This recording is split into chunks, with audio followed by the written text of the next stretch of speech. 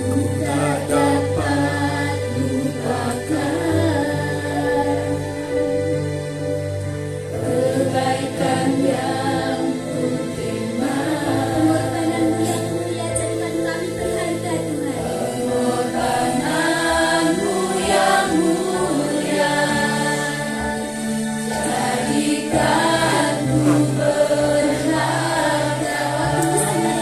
Tuhan apa adanya malam hari ini. Kau tulus menerima aku apa adanya. Kekuatan kasih-Mu nyata memberikan kami malam hari ini Tuhan. Kasih-Mu nyata memulihkan hidupku. Tak dapat lupakan kebaikan yang ku terima.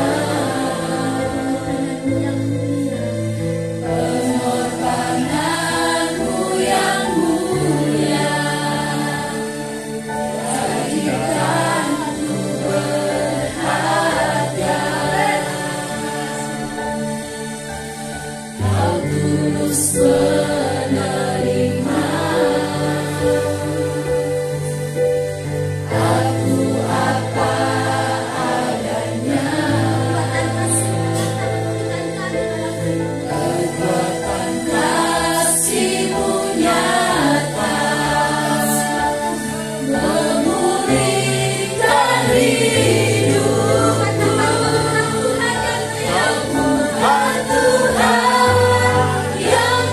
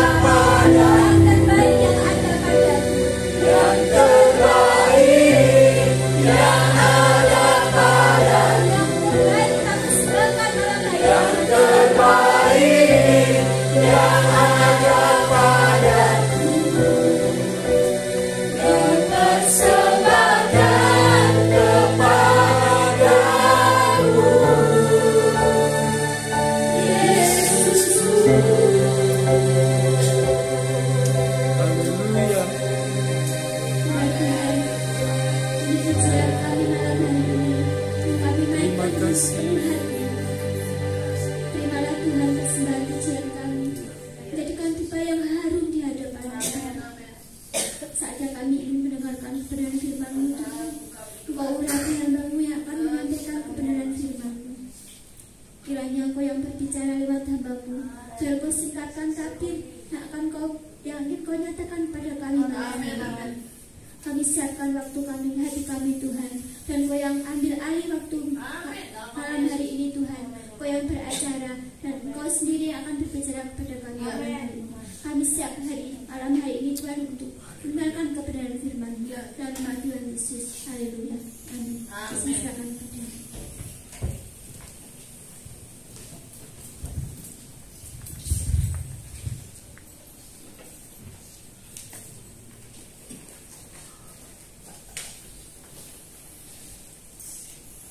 Shalom. Syukur malam hari ini kita boleh ambil bagian bersama-sama dalam malam doa kita, dan kita mau bersama-sama menikmati berkat firman Tuhan dari suratan Kisah Para Rasul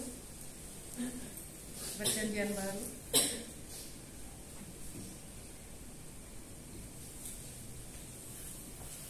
Beberapa waktu yang lalu kita boleh merayakan dan menikmati hari kelahiran, hari kenaikan Tuhan Yesus ke surga ya. Kita bersama-sama jemaat GDP yang lainnya di Bedugul, dan kita sungguh merasakan karya Tuhan yang luar biasa dalam kenaikan Tuhan Yesus ke surga bersama-sama dengan mereka. Dan apa yang akan kita pelajari juga malam hari ini sebagai dasar sebelum kita menaikkan doa-doa kita juga tidak jauh dari apa yang Tuhan pesankan ya, sebelum dan sesudahnya Tuhan Yesus naik ke surga. Kisah Para Rasul 1 ayat 12 sampai 14 di bawah perikop rasul-rasul menanti-nanti.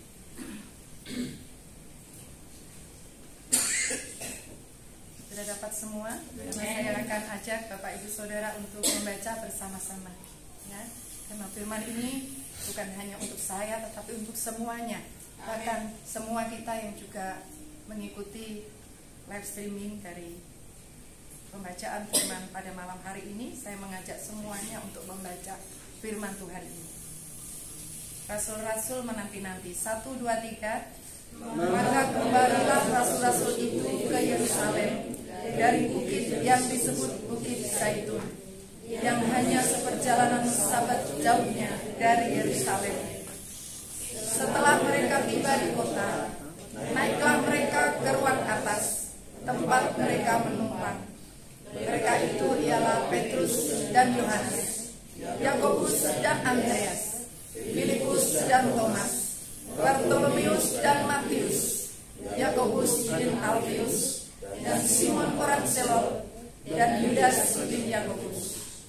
Mereka semua bertekun dengan sehati dalam doa bersama-sama dengan beberapa perempuan serta Maria ibu Yesus dan dengan saudara-saudara Yesus. Amin. Saya akan bacakan sekali lagi firman Tuhan malam hari ini. Rasul-rasul menanti-nanti. Maka kembalilah rasul-rasul itu ke Yerusalem dari bukit yang disebut Bukit Zaitun, yang hanya seperjalanan sabat jauhnya dari Yerusalem. Setelah mereka tiba di kota, naiklah mereka ke ruang atas, tempat mereka menumpang.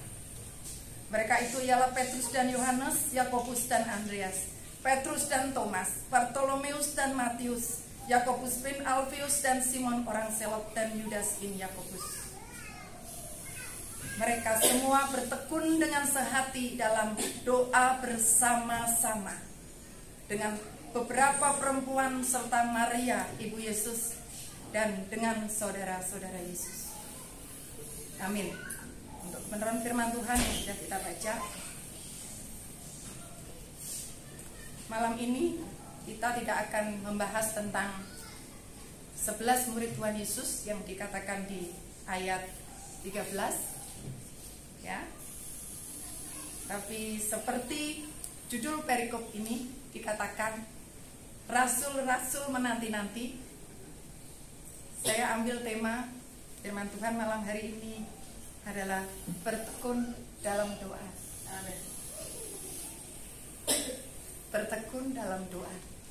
3 kata yang sangat mudah ya untuk dikatakan, dituliskan ya, tetapi tidak mudah untuk dilakukan.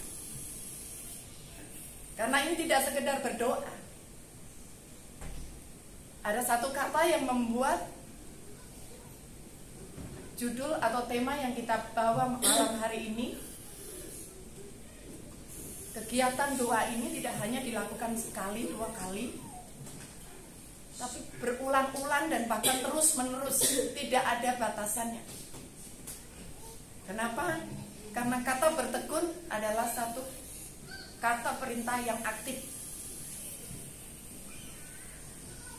Dan pada perikop di bawah judul Rasul-Rasul nanti-nanti ini, ya, mari kita lihat perikop-perikop yang sebelumnya. Ya, perikop pertama dari Kisah Rasul 1 itu dengan judul Roh Kudus dijanjikan. Dan sebenarnya pada awal Kisah para Rasul ini ditulis oleh Lukas, ya, ini sebenarnya ditujukan khusus kepada Theophilus. Ya, dan ini adalah suratan kedua setelah Lukas. Setelah Lukas, ya. Jadi Theophilus, seorang yang terkemuka waktu itu, ya. Kisah para Rasul ini diberikan kepadanya dalam sebuah buku, ya, oleh seorang dokter, ya, yang menuliskannya. Dan Theophilus dalam bahasa Yunani artinya Theos itu Allah dan Philos itu adalah sahabat-sahabat yang dikasihi. Dan kalau malam hari ini kita boleh belajar dan membaca kembali firman ini sebagai firman yang hidup. Dikatakan, hai Theophilus, Theophilus zaman sekarang yang membaca malam hari ini. Berarti kita juga adalah sahabat-sahabat yang dikasihi Allah. Amin Bapak Ibu Saudara. Karena Tuhan itu memperdengarkan rahasia atau kebenaran firman-Nya, ya, bukan sembarangan. Ya. Terkhusus untuk orang-orang yang dekat dengan hati Tuhan. Malam hari ini Tuhan mau mengingatkan kita kembali bahwa kita semua tidak terkecuali, tidak dipilih-pilih. Oh, kalau yang namanya sahabat Allah itu ya hanya mereka yang selalu dekat, selalu ada waktu saja, enggak. Tetapi waktu kita membaca dan melihat di sini adalah seorang Theophilus, kita mengartikannya bahwa saya juga Tuhan, saya adalah Theophilusmu. Kami juga adalah Theophilusmu. Dan kita juga harus menyadari bahwa mungkin saat ini kita sendiri bertekun di tempat ini. Kita harus ingat juga keluarga kita, mungkin suami, istri, dan anak-anak yang belum ambil bagian untuk bertekun. Mereka juga tidak terkecuali semuanya, mereka juga adalah sahabat-sahabat yang dikasihi Allah. Tetapi berbahagialah kita kalau malam hari ini kita ada di tempat ini, ya. Bukan kita yang memilih, tetapi Tuhan yang memanggil dan memilih kita. Bukan mau kita sebenarnya, saudara. Kalau mengikuti kedagingan kita, mengikuti keinginan kita, lebih baik mungkin kita akan di rumah atau di mana, ya, jalan-jalan atau kemana. Tetapi kita tahu waktu ini adalah waktu yang khusus untuk kita dekat dengan Tuhan. Karena dikatakan bahwa kita juga adalah Theophilusnya Tuhan, sahabat yang dikasihi Tuhan.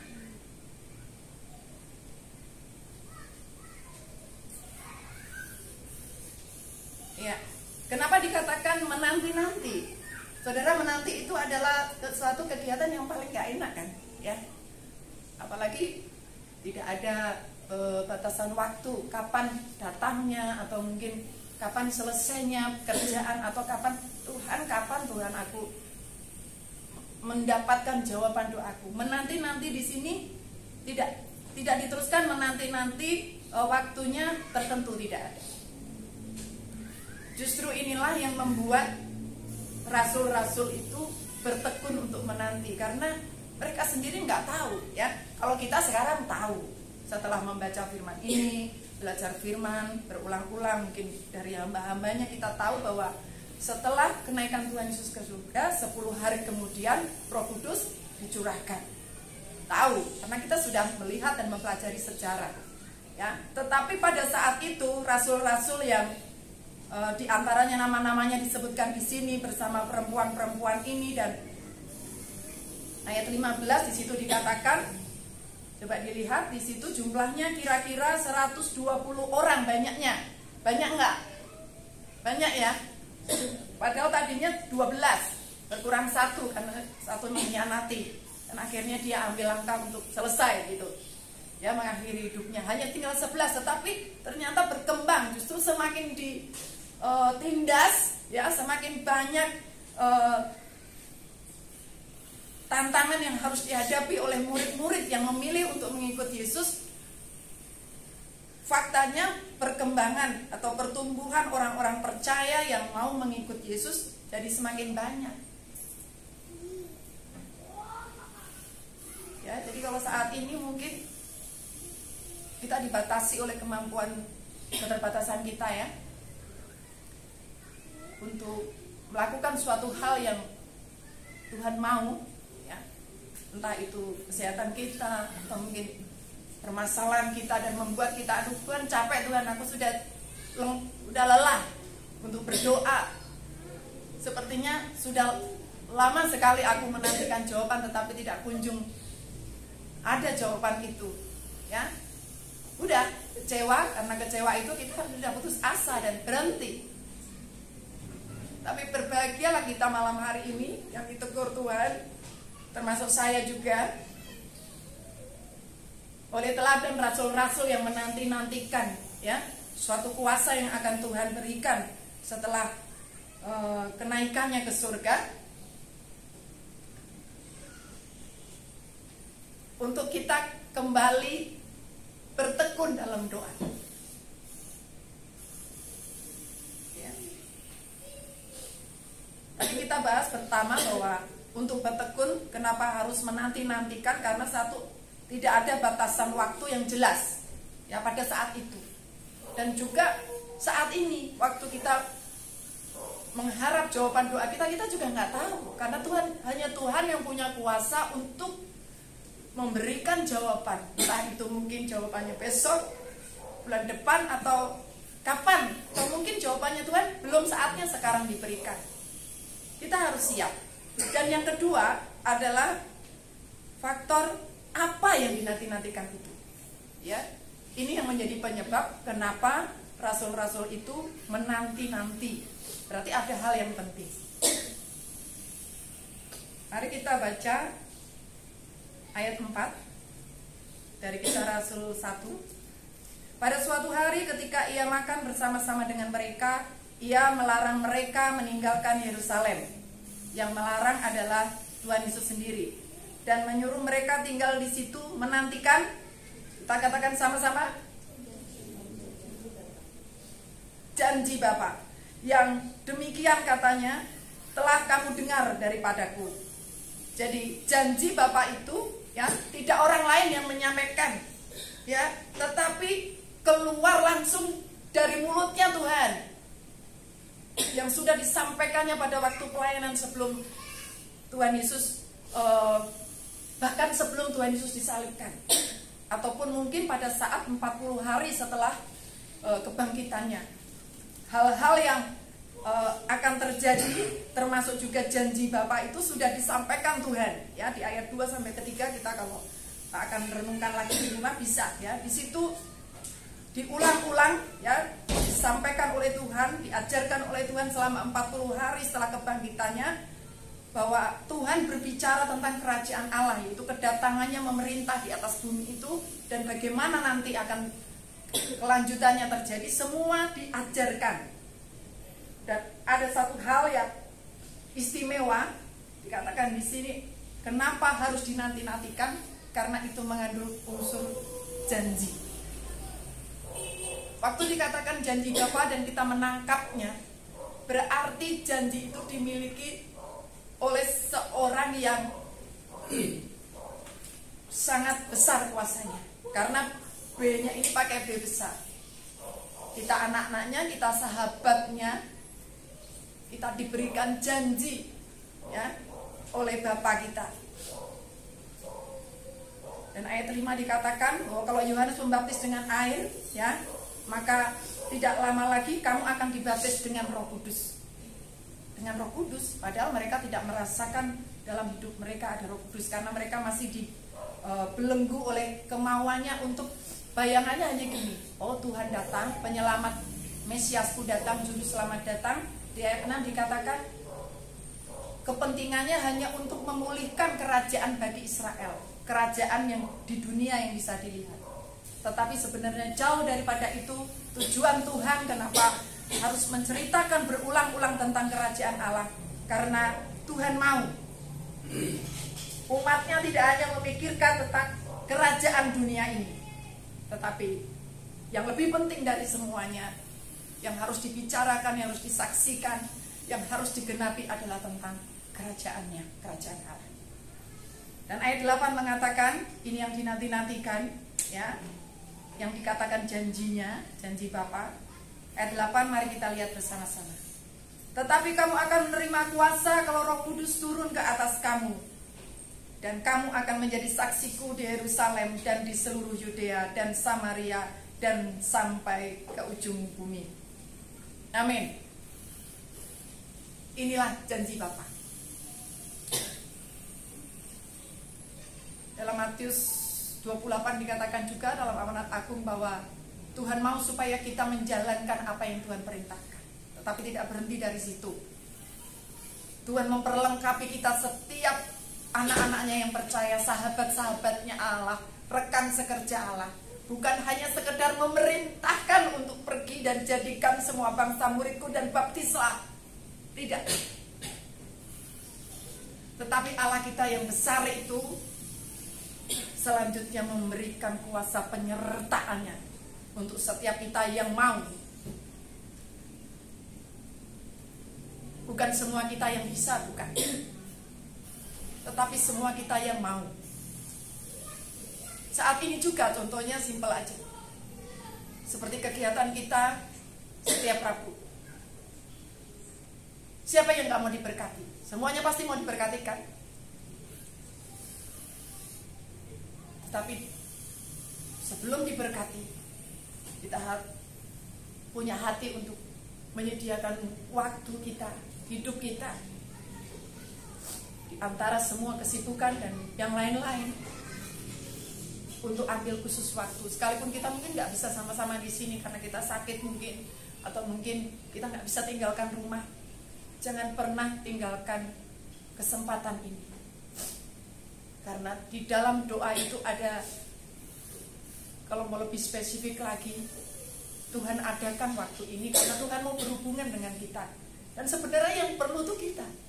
Kalau semua kita menyadari bahwa doa adalah kebutuhan, bukan kewajiban,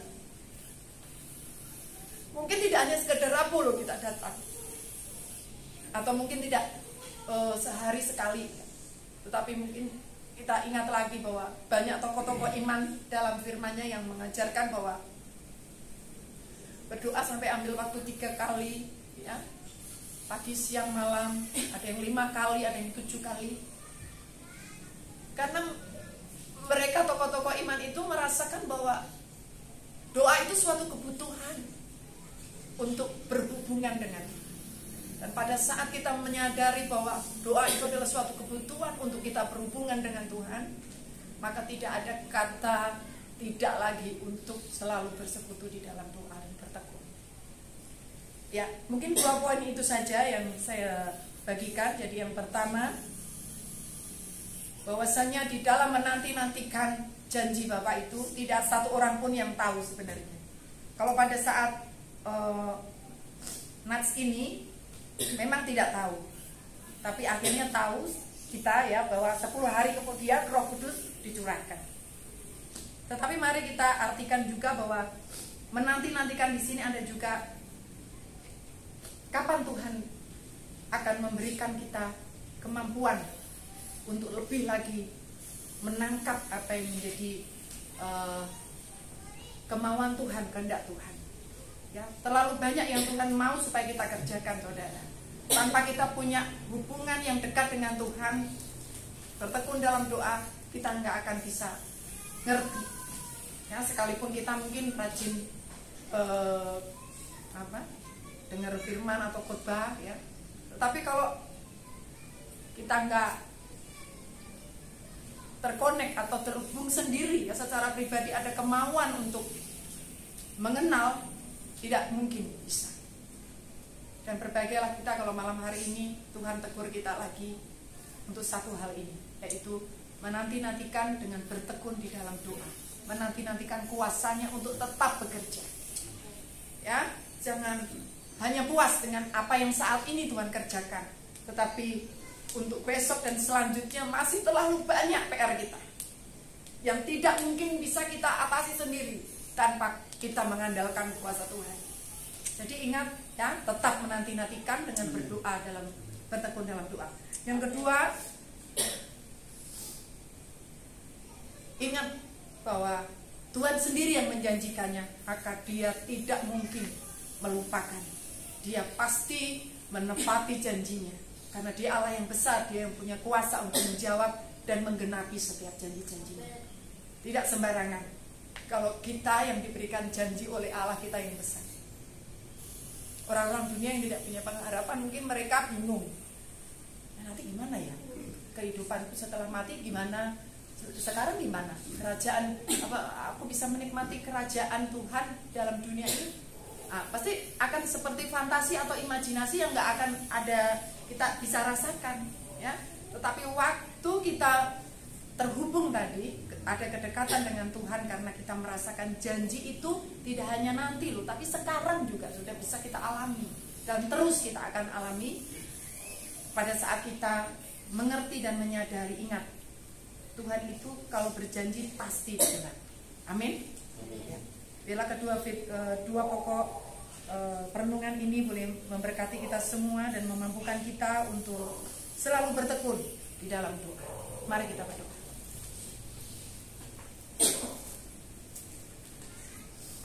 Terima kasih Tuhan Yesus, Engkau berkenan berfirman buat kami malam hari ini. Kami serahkan seluruh hidup kami di bawah kuasa-Mu Tuhan. Dan ampuni kami kalau di hari-hari yang lalu kami masih mengendorkan semangat kami untuk bertekun di dalam doa. Terima kasih untuk teguran-Mu malam hari ini ya Bapa. Untuk kami ingat kembali bahwa bagian ini sangat penting untuk kami lakukan dan kami hidupi setiap hari. Supaya kuasa-Mu tidak hanya berhenti di kami saja ini yang mendengar Tuhan, tetapi juga bisa dirasakan oleh orang-orang di sekeliling kami, oleh anak-anak kami, oleh tetangga-tetangga kami, dan juga oleh orang-orang yang merindukan dan haus akan keselamatan Tuhan. Kami perlu hikmat-Mu, kami perlu Roh Kudus-Mu Tuhan untuk membawa hidup kami senantiasa bertekun di dalam iman dan pengharapan kami kepada-Mu Yesus. Sebab hanya Yesus satu-satunya andalan dalam hidup kami. Hanya Engkau Yesus kebenaran yang sejati. Kami akan tetap nanti-nantikan janji-Mu Tuhan untuk memperlengkapi kami dengan kuasa Roh Kudus-Mu, supaya dimanapun kami berada, kapanpun dan apapun yang kami kerjakan, kami selalu tidak henti-hentinya menyaksikan akan kuasa kemuliaan. Terima kasih Tuhan untuk firman-Mu malam hari ini. Terima kasih untuk kehadiran-Mu Roh Kudus, lawat kami dan meteraikan firman-Mu dalam hati kami lebih lagi. Dalam nama Tuhan Yesus kami berdoa. Amin. Puji Tuhan, kami serahkan kepada